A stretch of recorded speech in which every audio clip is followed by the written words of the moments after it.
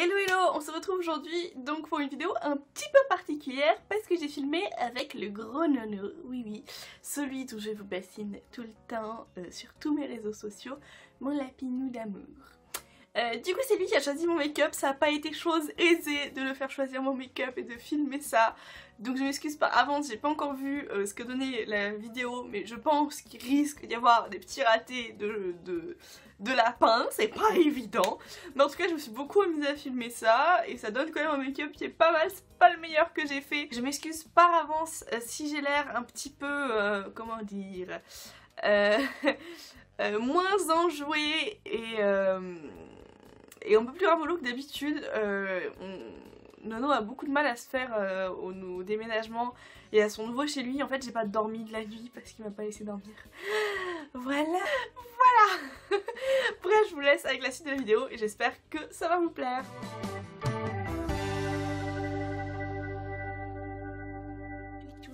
Je suis là. Tu veux lequel? Sia? Du coup pour le teint nounou, il y avait le choix entre une base Laura Mercier lumineuse et la base de chez Couleur Caramel, donc velours mat. Il a choisi celle de velours caramel, celle de Couleur Caramel, pardon, qui est donc une base bio à base de poudre de riz, qui a cet aspect un peu flouteur et sec au toucher, et du coup je l'applique un peu comme une forcenée en le faisant rentrer dans la peau. Si, je veux le caille. Tu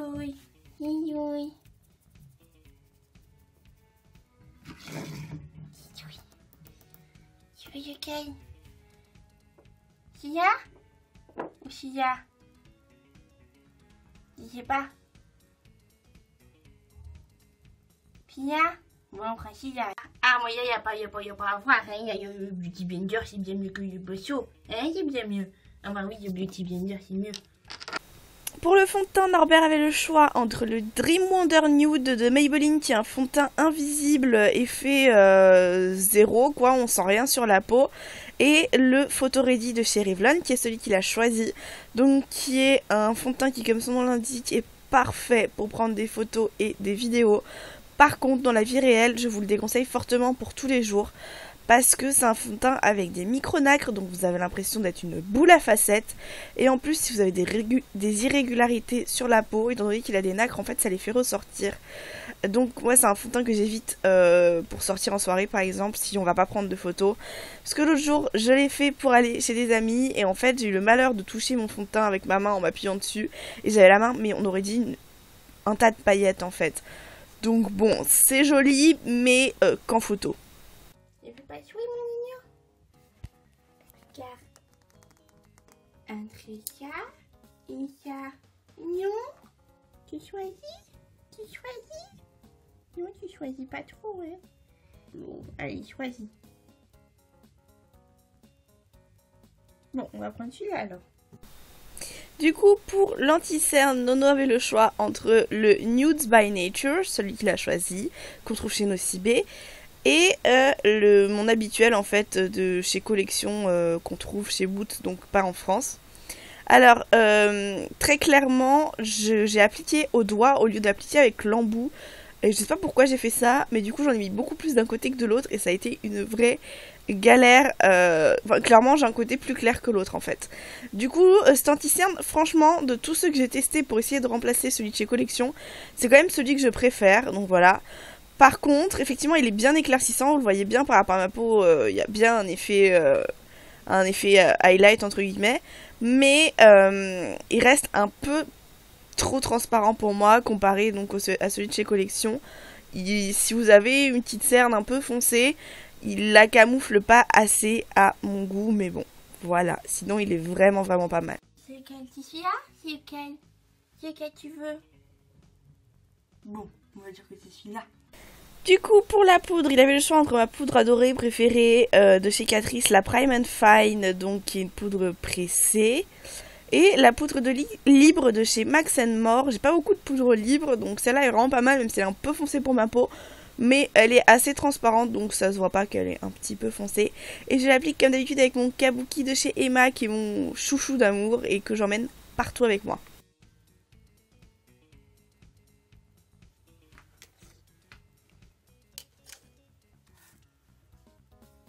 oiseau. Qui dit choisir? Oh bébé. Mais moi je veux que tu choisisses. Bon, on va prendre celui-là parce que tu t'es installé dessus. Du coup, pour le bronzer, il avait le choix entre la marque de Balm et la marque Primark. Donc chez Primark, c'était des crayons de contour un peu à imitation de de chez Sleek. Et chez The Balm, c'est la poudre tout simplement Bahama Mama. Donc moi, j'applique en creux de joue. Alors c'est un pinceau de chez Avril qui sert au blush, qui est hyper dur au niveau des poils. C'est des poils de chèvre. Donc je peux pas m'en servir pour le blush parce que il me fait juste trop mal. Mais juste pour poser le contour délicatement, ça va. Du coup, pour le blush, on avait le choix entre Jelly Jelly Pong Pong, qui était un espèce de tube crème pour les lèvres et les joues, et celui de chez Accessorize, qui est un peu irisé et que j'aime d'amour, que j'ai porté pendant très longtemps parce qu'il a juste un petit effet bonne mine, notamment en hiver quand j'ai la peau un peu plus claire, et il se marie très facilement avec tous les make-up.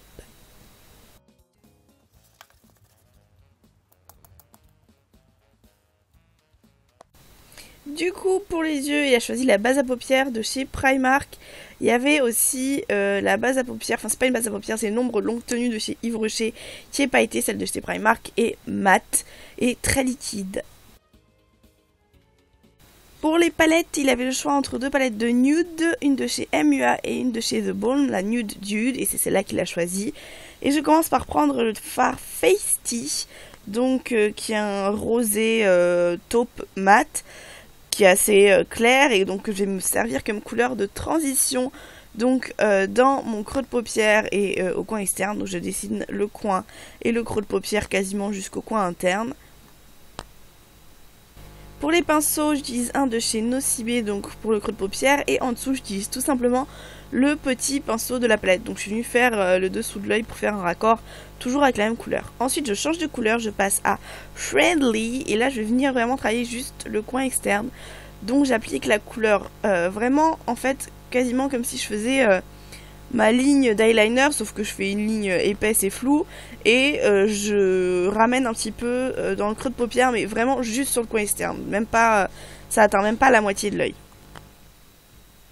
Next, c'est la couleur Flirty, donc qui est cette fois-ci irisée. On a fini avec les mats, et que je vais venir apposer juste à côté de Friendly, donc dans le coin externe, pour faire vraiment une transition avec ce que j'ai mis dans le coin externe. Donc en fait, je viens vraiment, donc avec un pinceau plat de chez Nocibé, la poser, mais en même temps j'essaye de la mélanger avec la couleur d'à côté. Donc vraiment de faire une transition, tout simplement.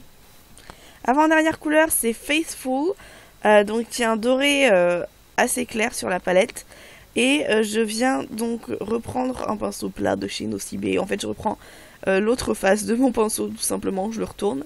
Et je viens appliquer ça sur tout le reste de ma paupière en évitant vraiment le coin interne, mais quasiment jusque là. Donc je l'applique partout, je le blende un peu avec le fard précédent et ça va venir apporter beaucoup de lumière. Dernière touche pour les fards et on a fini. Je viens highlighter mon coin interne avec le fard Fabulous, donc un blanc un peu champagne, un peu jauni, irisé, qui fait un très joli highlight.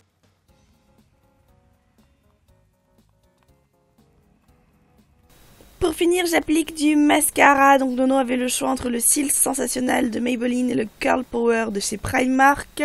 Le Cils Sensationnel, en fait, je l'aime bien pour tous les jours parce qu'il définit très bien les cils.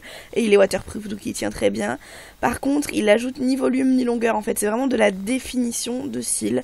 Mais si c'est ce qui vous intéresse, franchement, il est super pour ça. Il démêle bien les cils, il les sépare un par un. Et du coup, c'est assez joli toute la journée. Ok, next, on passe aux sourcils. Donc là, je vous montre à quoi ressemblent les cils une fois le mascara appliqué. Pour les sourcils, donc, il avait le choix entre mon mascara habituel, qui est un mascara fibre de chez Emma, et mon ancien fard, en fait, à sourcils que j'ai arrêté d'utiliser tout simplement parce que ça me prenait beaucoup de temps, enfin plus de temps en tout cas que passer 2 coups de mascara. Donc c'est le fard de chez Bobbi Brown. Je ne connais pas la teinte, elle s'est effacée donc je peux pas vous la dire. Et j'utilise le petit pinceau de la palette en fait, tout simplement. Comme j'avais ce petit pinceau sous la main avec la palette Nude Dude et qu'il a un embout biseauté, c'était parfait. Et quand j'applique de la poudre, dernière étape, je viens toujours rebrosser mes cils après avec une petite brosse à sourcils pour tout simplement uniformiser le résultat et enlever peut-être un petit paquet de poudre qui se serait formé. Dernière étape, on passe donc aux lèvres. Pour le rouge à lèvres, Nono avait le choix entre un nude et un rouge à lèvres pétant. Et bien sûr, il a choisi le pétant, merci moi. Donc là, c'est le Oil Infusion de Sephora en teinte Ruby. Et sinon, l'autre, c'était un chocolat de chez Maybelline que je vous ai montré en favori. Donc ce rouge à lèvres, en fait, vu que je le trouve un peu pétant, j'ai essayé un peu de le diminuer en venant comme ça l'ombrer avec le doigt. J'aime beaucoup ça sur les rouges à lèvres un peu foncés pour que ça soit moins choquant. Je viens en fait fondre les bords avec les doigts et en plus voilà, si vous avez fait une petite irrégularité, ça se voit beaucoup moins une fois que c'est un peu comme ça estompé avec le finger.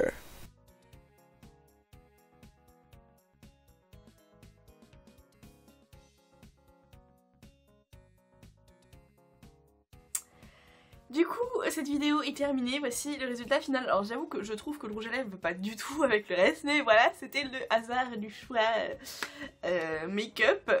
J'aime beaucoup ce rouge à lèvres, mais avec ses yeux ça va pas du tout, et avec le teint que j'ai moins travaillé que d'habitude, ça va pas non plus du tout. Enfin c'est surtout que le teint il a bougé, parce qu'en fait au milieu de la vidéo je suis partie manger. Du coup j'ai le teint qui a bougé entre temps, et j'ai pas pu le rattraper forcément. Voilà, j'espère que cette vidéo vous a plu, au moins qu'elle vous a fait rigoler, et si elle vous a plu, n'hésitez pas à mettre un pouce en l'air, à vous abonner, et on se retrouve très bientôt pour une nouvelle vidéo. Ciao ciao!